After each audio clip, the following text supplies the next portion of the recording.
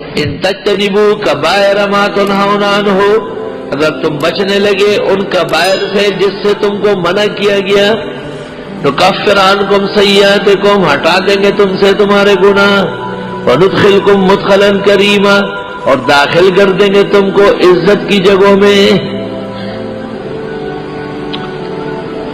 اگر تم کبائر سے بچ گئے تو اللہ تعالیٰ تم سے صغائر دور کر دے گا۔ تو کبیرہ اور صغیرہ کی تعریف کیا ہے؟ پہلی تعریف یہ ہے کہ ما تنہون عنہ، جس کی نہیں آ چکی ہے وہ کبیرہ ہے، جیسے شراب، اور جس کی نہیں آئی ہے جیسے افیون، بم، چرس یا اس زمانے کا ہیروئن، تو وہ کبائر سے خارج ہے، صغائر میں داخل ہے۔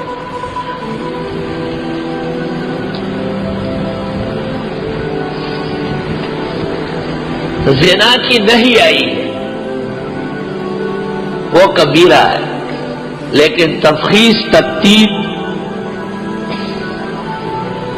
اس کو بغیر تشریح کے چھوڑے گا۔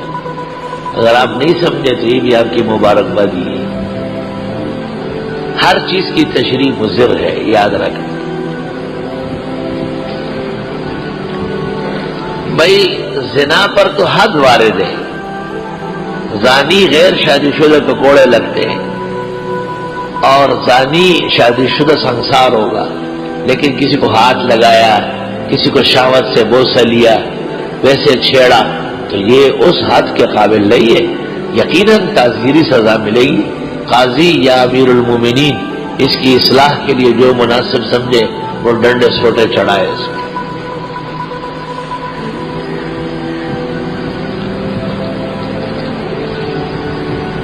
دوسری تعریف یہ ہے کہ جن گناہوں پر سزا وارد ہے وہ کبائر ہے، اور جن کی سزا وارد نہیں ہے وہ صغائر ہے۔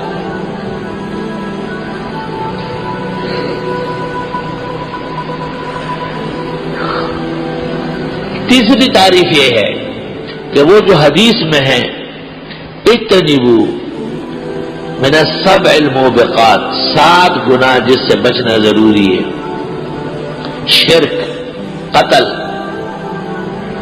اکل الربا، سود خوری، حقوق الوالدین، ماں باپ کی نافرمانی، مدمن الخمر، شراب کا عادی ہونا،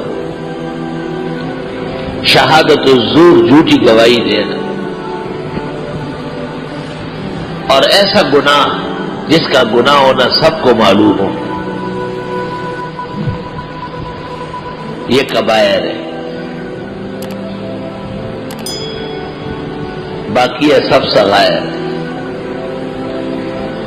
امام راضی وغیرہ نے کہا ہے کہ ہر گناہ مافوق کے اعتبار سے صغیرہ ہے اور ماتحت کے اعتبار سے کبیرہ ہے، نسبت اضافی ہے۔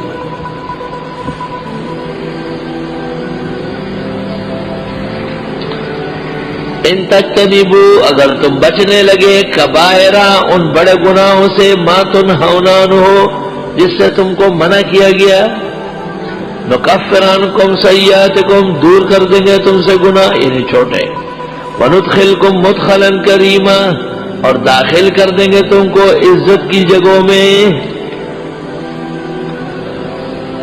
عزت کی جگہ سے مراد تو جنت ہے، سب سے بڑی عزت کی جگہ جنت ہے، اللہ نصیب فرمائے۔